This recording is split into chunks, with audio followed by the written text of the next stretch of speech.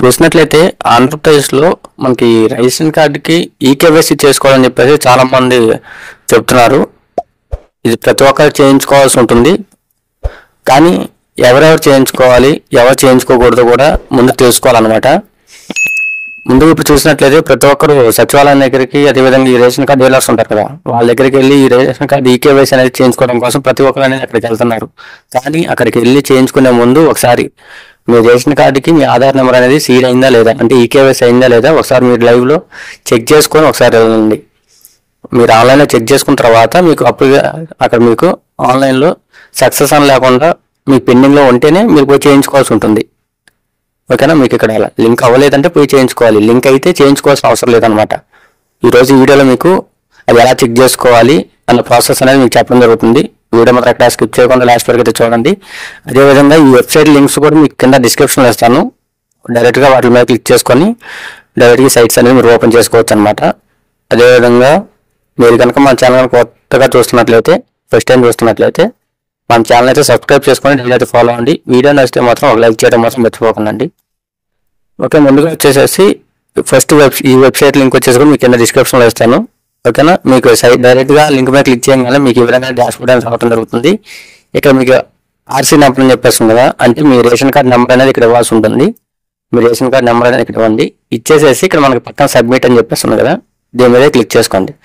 Click చేసుకుంటే మనకి ఈ విధంగా డీటెయిల్స్ అనేది రావడం జరుగుతుంది. ఇక్కడ చూసినట్లయితే ఇక్కడ మీరు చూడొచ్చు ఆధార్ అని చెప్పేస్తుంది కదా, దీని పక్కన సీడెడ్ అని చెప్పేసి రావడం జరిగింది కదా. ఈ విధంగా ఉందంటే మీకు లింక్ అయినట్టు అనమాట. ఓకే, మీ ఆధార్ అనేది ఆల్రెడీ ఈకేవైసీ డన్ అయిపోయింది, ఈకేవైసీ అనేది కంప్లీట్ అయిపోయింది. ఇక్కడ మీకు కంప్లీట్ అవ్వకపోతే పెండింగ్ అని చూపిస్తుంది. ఇక్కడ ఎవరికైతే పెండింగ్ అని చూపిస్తాడో వాళ్ళు మీ దగ్గర సచివాలయం దగ్గరికి కానీ, లేదంటే మీ రేషన్ కార్డ్ డీలర్స్ ఉంటారు కదా, వాళ్ళ దగ్గరికి కానీ వెళ్ళినట్లయితే మీకు ఈకేవైసీ అనేది కంప్లీట్ చేస్తారు. ఓకే, ఓన్లీ ఇక్కడ పెండింగ్ అని చెప్పేసి ఉన్న వాళ్ళే ఈకేవైసీ అనేది చేయించుకోవాలి. ఇక్కడ పెండింగ్ కాకుండా ఇక్కడ సీడెడ్ అని చెప్పేసి ఉందంటే వాళ్ళు ఈకేవైసీ చేయించుకోవాల్సిన అవసరం లేదనమాట. అర్థమైంది కదా? ఇక్కడ సీడెడ్ అని వచ్చిందంటే వాళ్ళు ఈకేవైసీ చేసుకోవాల్సిన అవసరం లేదు.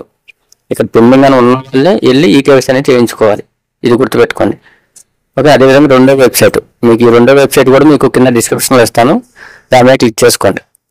క్లిక్ చేసుకున్న తర్వాత ఇక్కడ మీకు రిపోర్ట్స్ అని చెప్పేసి ఉంది కదా, ఈ రిపోర్ట్స్ మీద క్లిక్ చేసిన తర్వాత ఎంఎస్ఐ అని చెప్పేస్తుంది కదా, దీని మీద క్లిక్ చేసుకోండి.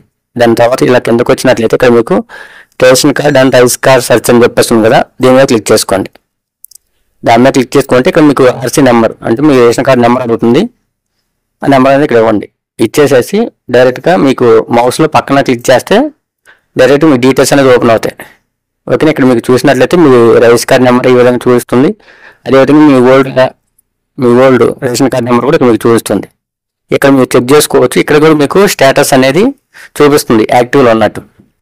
ఇక్కడ కూడా మీరు చెక్ చేసుకోవచ్చు. ఈ విధంగా మీరు చెక్ చేసుకున్న తర్వాత ఇక్కడ మీ పెండింగ్లో ఉంటేనే ఈకేవైసీ చేయించుకోవడానికి దగ్గరలో ఉన్న సచివాలయం కానీ మీ రేషన్ కార్డు డీలర్ దగ్గరికి వెళ్ళి చేయించుకోండి. లేదు ఇక్కడ మీకు సక్సెస్ అని వచ్చేసేసి మీకు సీడెడ్ అని వచ్చిందంటే మీరు ఈకేవైసీ చేయించుకోవాల్సిన అవసరం లేదనమాట.